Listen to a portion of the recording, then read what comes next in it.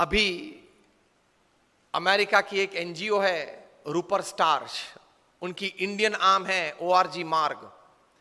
उन्होंने 110 देशों में करीबन 80,000 से 1 लाख सिटीजन्स का एक सर्वे किया।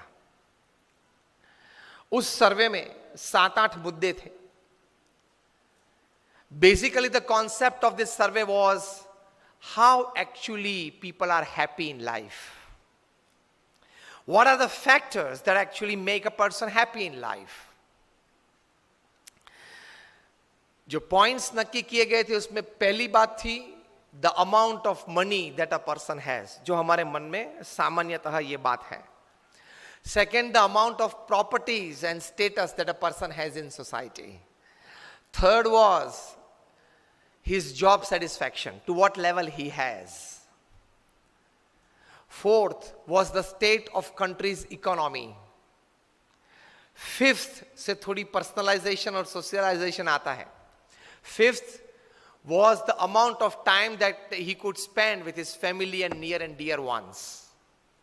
Sixth, the amount of time that he could actually spend with his own self, with his own hobby and his own likings.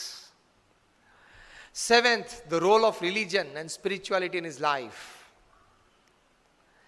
And eighth, the physical, mental and the emotional state of health that he enjoys in his life. आपको जान के ताज्जुब होगा कि इसमें the happiest people upon this earth were Indians। उसमें प्रथम 4 बात में तो हमारा क्रमांक बहुत पीछे था।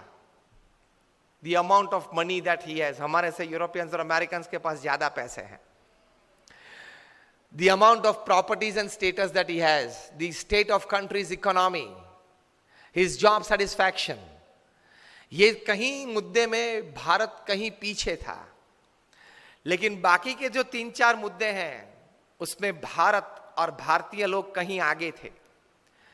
उसमें आता था the amount of time he could spend with his family and friends and near and dear ones. Second was the role of religion and spirituality in his life. Third was the physical, mental and emotional state of health that he enjoyed.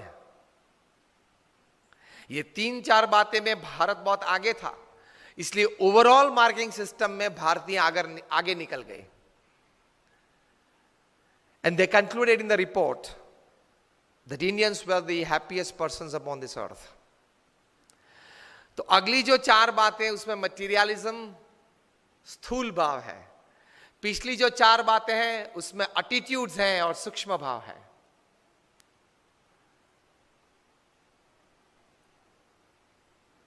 आगे की जो 4 बातें उसमें materialism है, state of countries economy and money and status और स्थूल भाव है। पिछली जो 4 बातें उसमें ऐसा कोई स्थूल प्राप्ति नहीं है, it's just attitudes and thinking in your life।